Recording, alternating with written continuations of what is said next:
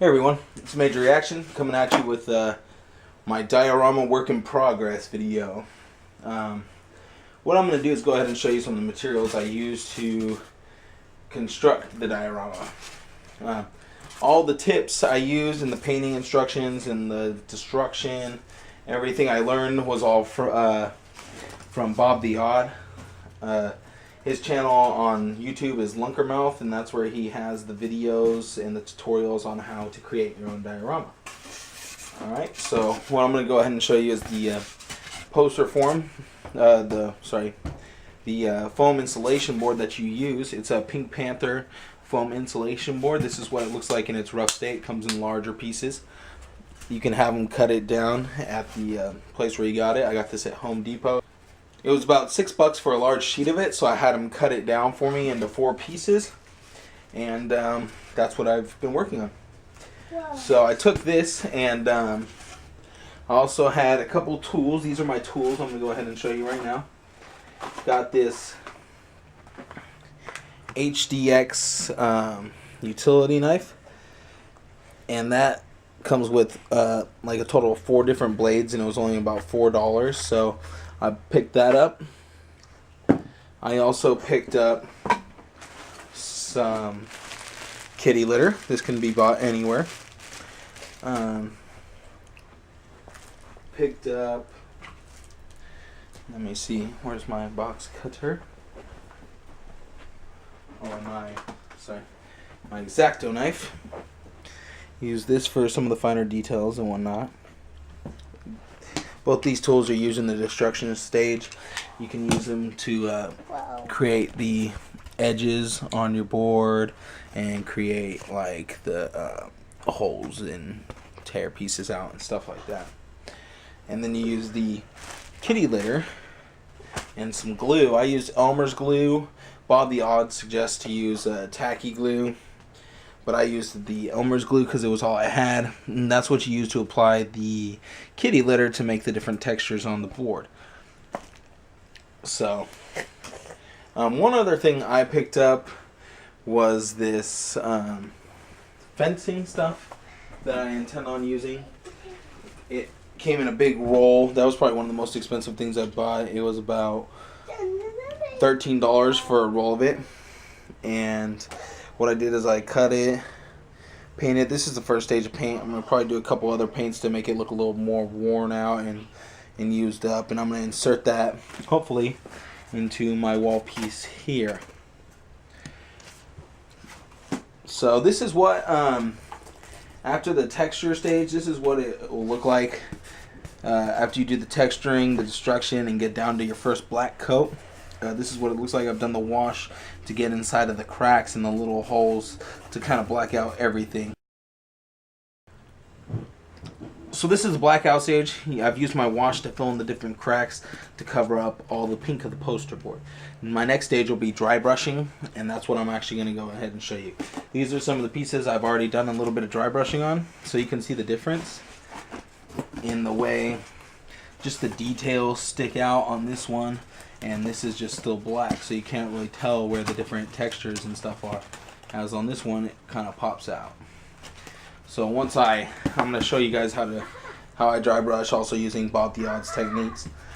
And some of my mistakes when doing it, not getting enough of the paint out. You can see it shows up a little too much on the board where it doesn't look natural. So I'm going to go ahead and show you guys how to do that properly. These are some of the columns I've been working on. Little pieces of debris I've also painted up. I need to continue with a black wash on these still and go over them a little better so they're completely blacked out. But this is a sample piece of one that I've already gone over the wash. I didn't do the top pieces because I'm probably going to carve them off and probably put magnets or just use them, maybe paint them later. But basically, I've already blacked it out, so all I need to do on this one is go over the dry brushing a few times and do the paint process to where it looks more realistic. So I'm going to go ahead and show you guys that. One of the things I did use is I did use the Elmer's glue when I was making it. And what you do is you use the glue, you put the glue on the board, and then you take your spoon and your sand and you put it on. Now you could watch Bob the Odds, but I'm just telling you how I did mine. He uses different sizes of sand and stuff to get bigger rocks, but all I had was this kitty litter, so I just used that. But what you do is you put the glue down, you put your sand on, you just let it run off, and then you go over it with the glue water mixture to seal it. So you run the glue water mixture over and it'll seal it like what happens here, so it won't come off when you paint it. Unfortunately, the Elmer's glue with the water didn't work quite as well. It took a long time to dry, and then also it didn't hold quite as well as I think the tacky glue would. So next time I'm definitely going to go ahead and get the tacky glue. The different paints I used to paint this so far was these Behr Premium Plus exterior interior paints. I had Home Depot mix these up. I got a suede gray and a matte black. I had them mix these up for me. They're about $3 a piece. These are small size, so it was just the size I needed. I've done a couple other pieces besides this, but it was the perfect amount for all the stuff I've done. I'm also using these Artist Loft acrylic paints. I'm going to use those later for some more detail. I use those for the red on this, and I'll probably use more of it to get this looking a little older and rustier. So that's Artist Loft, and that's an acrylic paint that I'm using right there. But the best thing about these Behr is they like basically seal themselves, so that's really nice. It's not tacky, it's smooth to the touch, it's nice, no residue. Now I'm going to go ahead and show you guys how I dry brush this. Okay, so now we're going to go ahead and do the dry brushing process. What I'm using here is the suede gray. I had them make it at the Home Depot for me. Put some right here on the... I found my brush that I was looking for. My daughter had misplaced it in the bathroom, so I'm now using this. It seems what I noticed, or what it seems like, is that these longer brushes with the longer bristles seem to work better because it allows the brush to sweep across your object kind of softer, when the shorter brush kind of has a harder stroke that kind of hits it harder and kind of applies more. Like, I feel like that's why this one has these marks, these kind of scuff marks, is because I was using the harder brush and it kind of just contacted a little too hard with it. So I got my good brush. Now this is the most important part of the dry brushing process, is making sure to get all your paint out. So what I use is just some napkins to get as much paint out, but you want to make sure that you get your brush totally saturated in the paint beforehand, and then just extract as much paint as you can.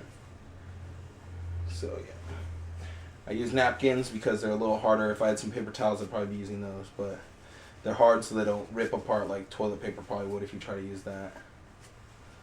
So get as much of the paint out as possible, as much of it as possible. Okay, so I think we're good to go. Okay.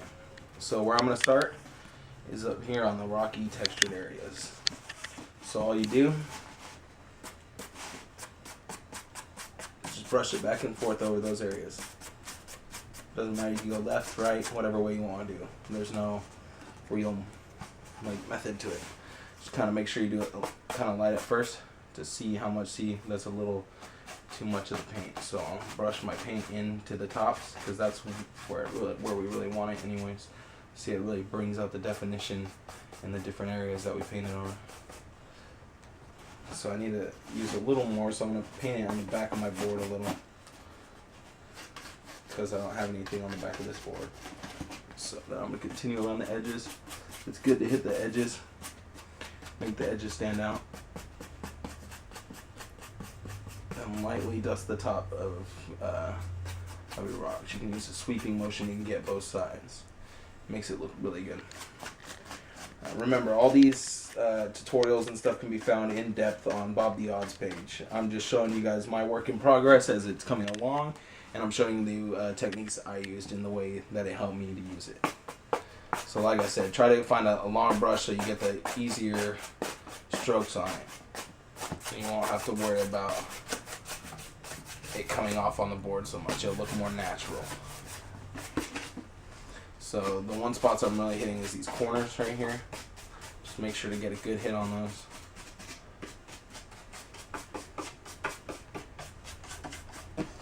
And you're going to really start to see that definition come out, and it gets that realistic look to it.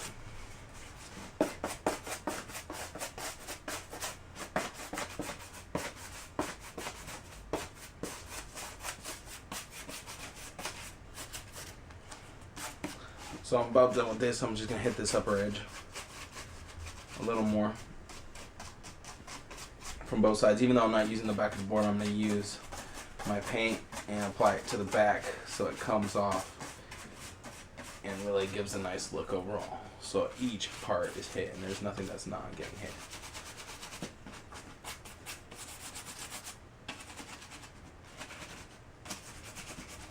So yeah, it's that easy.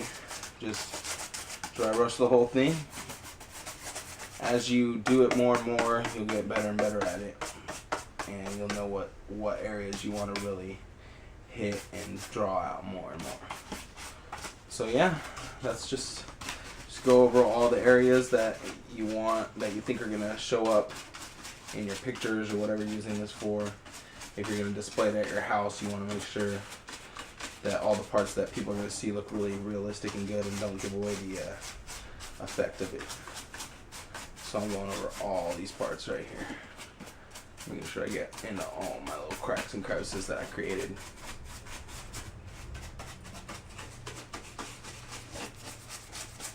And just to remind you guys, all the destruction and everything was made using some of these utility knives. I got this one at Home Depot for around $4. It came with 4 different blades, so pretty good deal. These X-Acto knives for some of the smaller details and some of the finer etchings, that was about a couple bucks. So really cheap to make. All together on this diorama, so far I've probably only spent less than $30 altogether. So yeah, it's really cheap, and I think it's actually better than hunting for diorama pieces with figures and stuff, because that can get actually really expensive, especially if you don't actually want the figures that you're buying the diorama pieces for. So this is actually a really great, cheap way to create your own diorama, and then basically your imagination is the limit. Whatever you can think up, you can create after you learn the different techniques.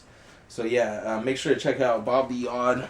He's on Facebook, Bob the Odd, and on YouTube it's Lunkermouth. That's his channel, Bob the Odd's channel. So check him out. He'll show you how to create tons of different things and stuff. I'm just showing you my work in progress. Thanks for watching, and please come back again. Rate, comment, and subscribe. See you guys all later.